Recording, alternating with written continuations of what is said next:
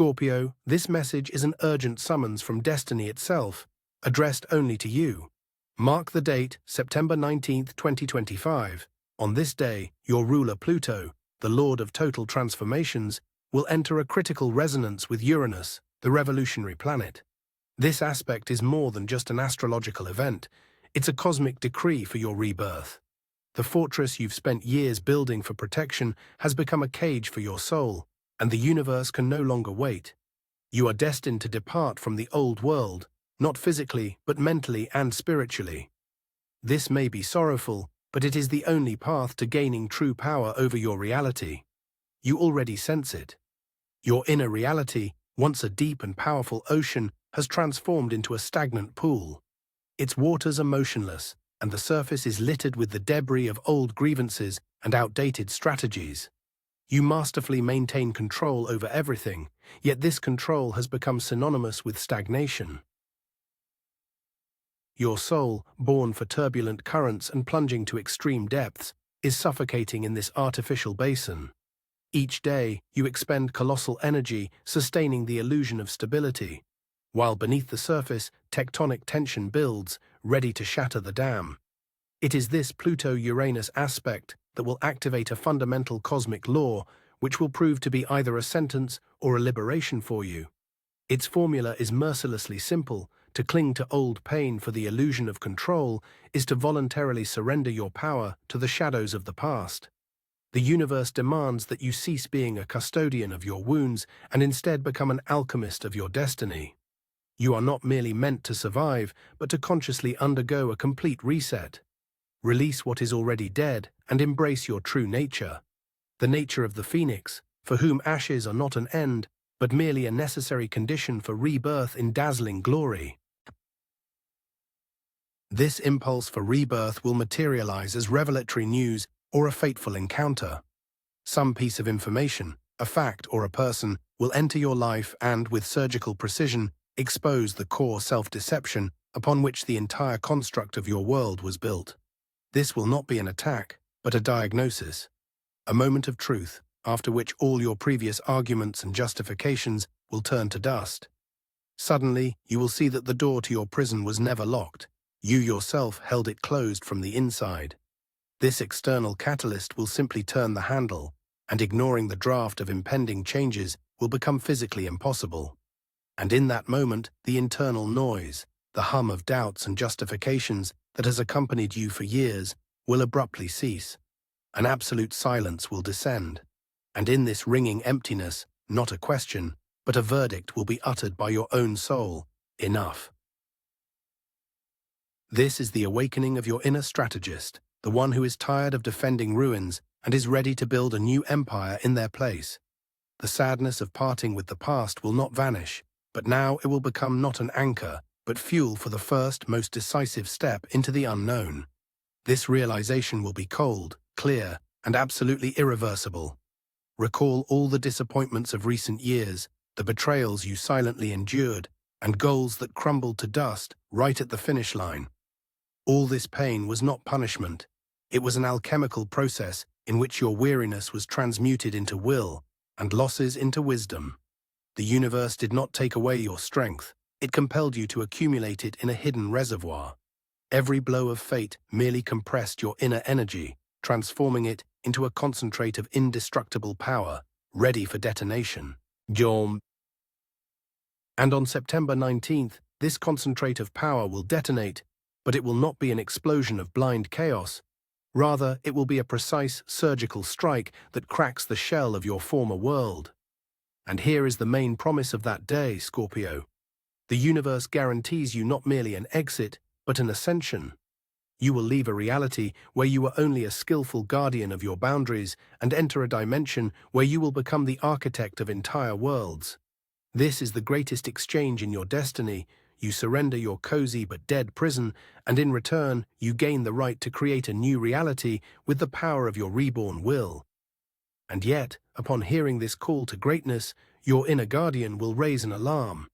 Your mind, hardened by past betrayals, will immediately begin to seek a hidden catch. It will whisper that familiar pain is a fair price for control, and promised freedom is merely an illusion. behind which lurks a new, even more sophisticated trap.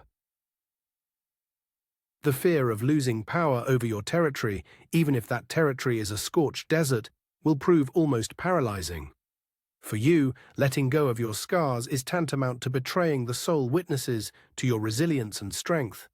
But it is for this battle with your own mind that the universe entrusts you with a new role, that of the shadow surgeon. Your mission is not to destroy, but to amputate. With the cold scalpel of will, you must sever the dead attachments and toxic beliefs that have metastasized into your destiny. Your strength now lies not in enduring pain, but in seeing its anatomy, remaining an impartial diagnostician. You must become the one who operates on your own soul to save it from necrosis. This is not a betrayal of the past. This is the highest form of loyalty to yourself, to save what is living, even if it means sacrificing the familiar. And you will do it. Not with a cry, but with the cold calm of a surgeon who has completed an operation, you will mentally reach out and unclench your fingers. You will drop the only key. Not the key to a house, but to that inner crypt where you kept ledgers of old scores and unforgiven grievances. Its dull, final sound at the bottom of your consciousness will become the point of no return, the boundary between before and after. This is the act of great farewell. You are not burning bridges, you are acknowledging that the shore they led to has long since submerged, and to cling to them means to drown with ghosts.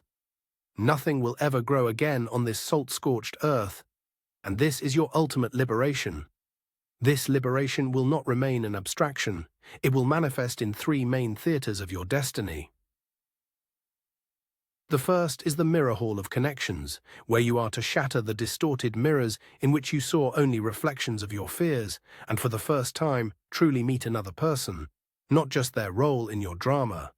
The second is the granite throne of ambition, where the challenge is to renounce power as control in favor of power as creation. And the third is the underground river of resources, where you will have to blast open the dams of fear and trust the flow. In each of these spheres, the old strategy of retention will be replaced by a new tactic of release. The first challenge awaits you in the mirror hall of connections. Until now, you have looked not at people, but at their distorted reflections, projected by your past. Every new person was merely an actor to whom you preemptively assigned the role of traitor or savior from an old play. Your great perceptiveness, Scorpio, worked against you, seeking confirmation of your worst expectations. Now direct this X-ray beam of your intuition not at another, but at yourself. Ask not, what is he hiding? But what wound of mine does he illuminate? Use your iron will to stop this internal judgment. Only then will you shatter the mirror and for the first time see not a phantom, but a living soul. Next is the granite throne of ambition, where the test is deeper and more perilous. Here, your will, accustomed to building indestructible bastions, must learn to cultivate living gardens. Your old strategy, holding every thread, controlling every breath of a Project E, is exhausted. This total power, your pride, has become a golden shackle, chaining you to the throne. Here's a practical step. Find the most vulnerable link in your empire, a task you consider exclusively yours, and consciously entrust it to another. Not for the result, but for the very act of trust. This is not an abdication of power, but its evolution, from a force that holds to a force that cultivates. And finally, the most challenging, the underground river of resources, where the fear of scarcity has driven you to build the strongest dams. You have grown accustomed to holding back the flow of money, energy, and talents, fearing that it would one day run dry. But your dam has only created a drought. Now the universe demands an act of almost insane faith from you. Direct a portion of your most valuable resource, not towards fortifying walls, but towards someone else's seemingly irrational dream. This is not charity. It is a ritual in which you sacrifice your logic of control to prove to the universe that you are ready to receive a true flow of abundance, rather than guard its dried-up riverbed. And in response to these three sacrificial acts, the cosmos will send you not a savior, but a cipher. It will arrive in the form of a sudden epiphany, a line from a book, or a random word from a stranger, and you will recognize it unmistakably. This will be neither advice nor instruction. It will be a key decoder that will instantly make the language of your new reality comprehensible. All the seeming chaos of change will suddenly coalesce into a meaningful pattern. This ally is not a guide, but an optic that allows you to see previously invisible routes to true power and genuine greatness. And in your darkest hour, should doubts return, listen to the dual whisper of your celestial guides. Pluto, your guide into the depths of the soul, will say, "Go not where there is light, but where it hurts the most." Your greatest strength always hides behind your greatest fear. And Mars, the strategist of your will add, "Do not blow up the bridge, simply cut one rope, the most crucial one, decisively and silently." This is not an instruction for destruction. This is navigation for precise, surgical liberation, which is the true act of creation. But the moment your hand raises the scalpel, the sweetest poison will rise from the depths of your subconscious, your romantic attachment to your own scars. The siren of your shadow ego will sound, whispering that your sufferings are not a disease, but medals of valor forged in the fire of betrayals. It will claim that this noble melancholy is the very source of your magnetic power. This is the greatest spiritual deception, to convince the phoenix that its greatness lies in the beauty of its ashes, rather than in its ability to soar. To succumb to this voice means choosing the role of a keeper of an elite cemetery instead of an architect of a living world. And as soon as you scornfully reject this bargain with the past, euphoria will set in. Your first steps across the scorched earth will seem deceptively easy, as if the world itself is parting before your resolve. But do not be deceived by this lull. This is not the surrender of the old reality, but its most sophisticated tactical move. The higher design is testing the purity of your intention, lulling your vigilance before the main trial. Precisely when you believe victory is already secured, your shadow will strike from behind, using your relaxed state as its primary weapon. This blow will be delivered on the night of the full moon in Pisces, which will flood your subconscious with an icy wave of insight. The very person or project to whom you extended a hand of trust for the first time in years will turn out to be a Trojan horse. This will not be a loud betrayal, but a quiet, poisonous sabotage that will confirm all your old fears and make your new openness seem like deadly naivety. This is the point of no return. The path back to your old fortress will not merely be closed, it will be burned to ashes by this final shot from the past. Now the game is not for freedom, but for survival in the ashes. It is here, amidst these smoldering ruins, that the ultimate sacrifice will be demanded of you, your status. Not social, but spiritual. The status of a tragic hero whose wisdom is paid for by betrayal. You will have to renounce the poisonous comfort of being right, the bitter superiority of "I knew it." For this very shield, forged from old wounds, is now the main wall of your new prison. To cast it aside means to step into the unknown utterly naked, stripped not only of armor, but also of the familiar comforting pain that has been your sole companion for so long. It is in this deafening emptiness that true horror will seize you. Not pain, but its complete absence, which is more terrifying than any agony. You will understand that the universe didn't just test you, it mocked you. All the signs, all the sacrifices, this entire journey towards rebirth was merely a backdrop for final humiliation. Your inner cynic, whom you tried to subdue, now speaks with the voice of icy truth. You lost. And this defeat is total, because you lost not to an enemy, but to yourself, by believing in the possibility of light where only your shadow always reigned. This is the bottom of the well, the moment of absolute capitulation to the old world. And here it is, the true darkness. Not the one where you were king, but the one where you simply ceased to exist. Your primary gift, to see the essence, proved to be a curse, compelling you to believe in a mirage. There are no enemies here, because the main betrayer is your own hope. Do not fight it. Breathe.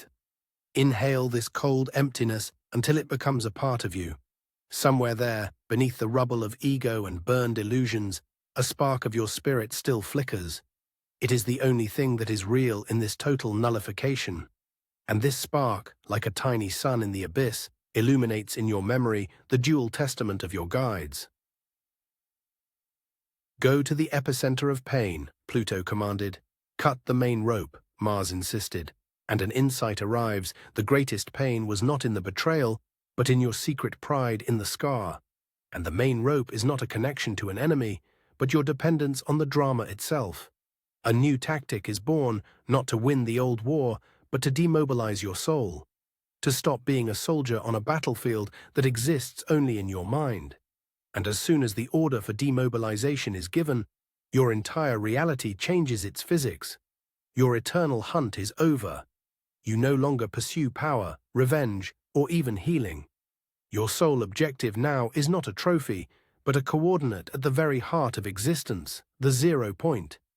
This is the original state from which you once created your first fortress, but which you had long forgotten. It is the epicenter of your will, where you do not react to the world, but set its initial conditions. To leave the old world is not an escape. It is a return home to the command center of your soul, where reality does not happen to you, but originates from you. And now you stand at this epicenter, your hand no longer reaching for a sword or a shield. It reaches for the control panel of your own reality. All lessons, all pain, all betrayals are integrated into a single conclusion. The old world was a simulation built on the code of fear. You are not escaping. You are shutting down an entire server. And it is here that a quiet, almost divine sadness is born. The sadness of parting, not with the prison, but with the version of yourself that learned to survive within it. This act is not destruction. It is the archiving of the past and the launching of a new operating system for your soul. And here it is, the final frontier of consciousness, where the ultimate choice unfolds, Scorpio. To the left, the map of your old world, familiar down to its last crack, where every enemy is known and every wound catalogued.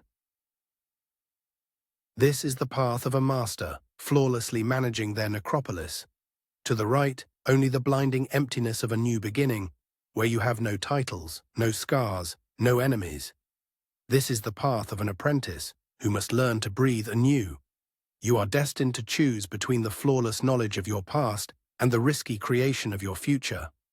And this choice will be made not by the mind, but by a quiet, final exhale. This exhale is not a sigh of relief, but a command to execute the sentence passed upon the old world. And in this moment, your inner centurion, the guardian of your fortress, cries out about treason.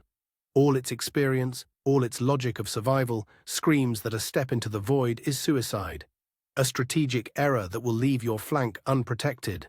And here, you apply the full power of your will not to attack, but to consciously ignore its command. You are not burning the last bridge. For the first time in your life, you allow yourself to simply walk away, without looking back at the flames, because from now on, your strength is not in winning, but in not participating in others' wars. The silence that follows this step is more deafening than any explosion. For the first time in your life, your internal radar, perpetually scanning the world for threats, switches off. The liberated energy, previously feeding defensive systems, now fills you from within with a steady, unyielding glow. This is your new power, not the right to strike, but the ability to be a center of gravity around which reality arranges itself, without struggle or coercion. You are no longer a player on the board. You are the field itself, setting the rules of the game by your mere presence. Your new currency is resonance, not control. People and events no longer divide into allies and enemies, assets and threats. They divide only into those who resonate with your new frequency and those who simply pass by, finding no points of contact. Your will now no longer breaks down walls, but changes the acoustics of space so that the right doors open by themselves, and unnecessary ones simply vanish from your field of vision. You have stopped hunting for opportunities. Now you are a lighthouse towards whose light they come themselves. And the world, like an echo, responds to you not based on your actions, but on your deep inner state. And you utter your new mantra, your access code to reality: I do not control, I resonate. This simple formula, born in the quietude of your center, becomes the main physical law of your universe. It annuls all previous vows made to pain and all contracts concluded with fear. This is your act of creation in its purest form. The old world has indeed vanished, but the cosmos never leaves a void. And in place of the demolished prison, it is already unfolding a blank canvas before you. And the first question it asks your new self is, what do you wish to create now, architect?